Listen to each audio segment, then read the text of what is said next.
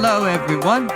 My name is Frank Driscoll, and welcome to Driscoll's Election Dissection, your election analysis for Across the Circus. I hope you all are doing well today, wherever you are. I hope you've had a good start to the year.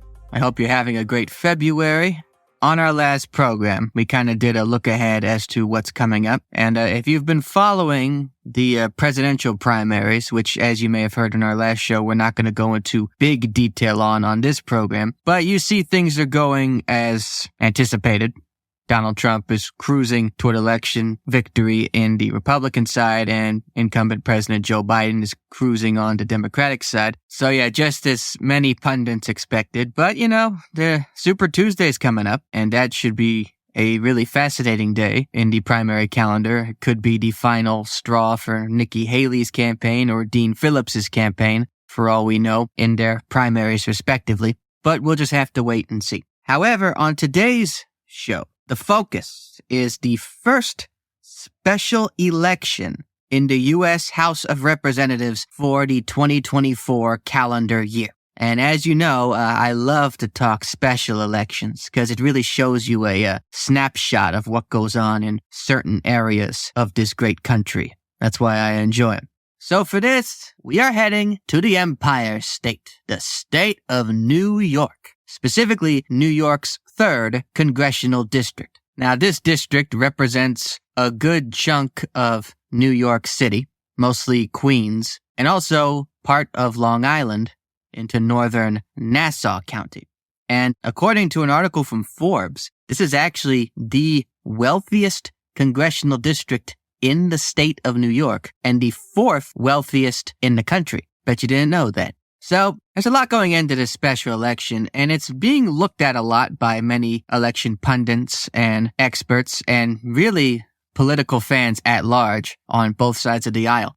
Not only because this is actually one of the closest districts in terms of Republicans and Democrats. According to the Cook BVI, the Democrats have an advantage of 2 points. So this election could go either way. But people are also looking at this election for another reason, and that's because this district has gotten a lot of attention over the last calendar year. And that can mainly be attributed to the person who represented the district for most of that year, a gentleman named George Santos. You may have heard of him. Well, to bring a long story short, George Santos was expelled from the U.S. House of Representatives on December 1st, 2023, becoming the first person to have that distinction in nearly 20 years. So, the seat is vacant, and as a result, a special election has been called. So you're probably thinking, oh, well, if it's a special election, so the parties will each have a primary to decide their nominees, right? Wrong. You see, in the state of New York, they do things a little different. In the state of New York, in a special election for the U.S. House of Representatives and for other offices as well, the party officials of the counties in which the district is in come together and decide on a nominee. So kind of an old school convention type thing. Kind of similar to the Utah convention model, which we may remember from one of our episodes back in September, but it's a little different. It's really the elite of the party within the county. So, the two counties came together, this being Queens County and Nassau County. Party officials from both parties came together to decide on a nominee. The Democrats have chosen Tom Suozzi. Now, for those who are listening who live in New York's 3rd Congressional District, first of all, hi.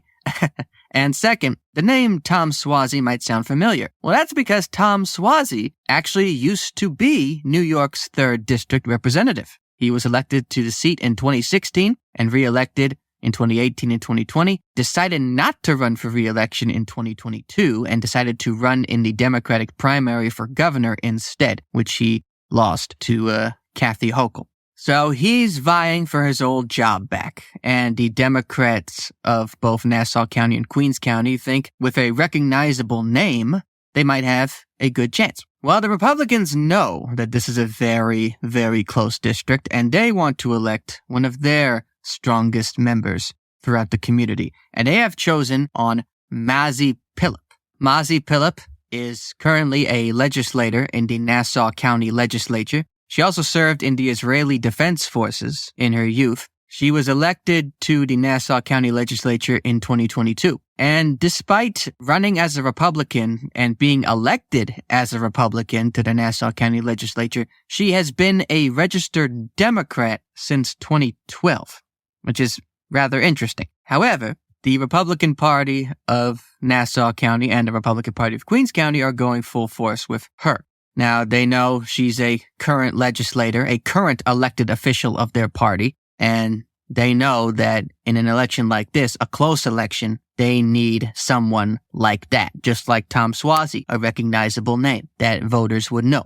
And as expected, this election has been very close in polls so far. The most recent poll we have here has Tom Suozzi leading by 4 points. However, the margin of error in that poll is 4.2%. So literally, this election is a coin flip.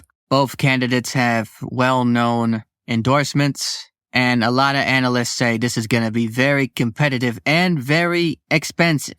Both candidates have already raised millions of dollars so far. And nearly all the rating forecasts, Cook Political Report, Sabato's Crystal Ball, all that stuff, nearly all of them have this race as a toss-up. And plus, with the House majority very slim as it is, this truly is make or break for both parties. And it could be a bellwether as to what happens for the rest of the year. We don't know. With a district this close together in Republicans and Democrats, it could show where the country may be headed. The election will take place on February the 13th. And lastly, if you are a registered voter in New York's 3rd Congressional District, I truly don't care who you vote for, but I do care that you vote. So please do. Thank you for listening to Driscoll's Election Dissection. If you'd like to learn more about the show, go online to algidproductions.com/acrossthecircus and be sure to listen to us on any podcasting form you like. Thank you all for listening. I'll see you all very soon.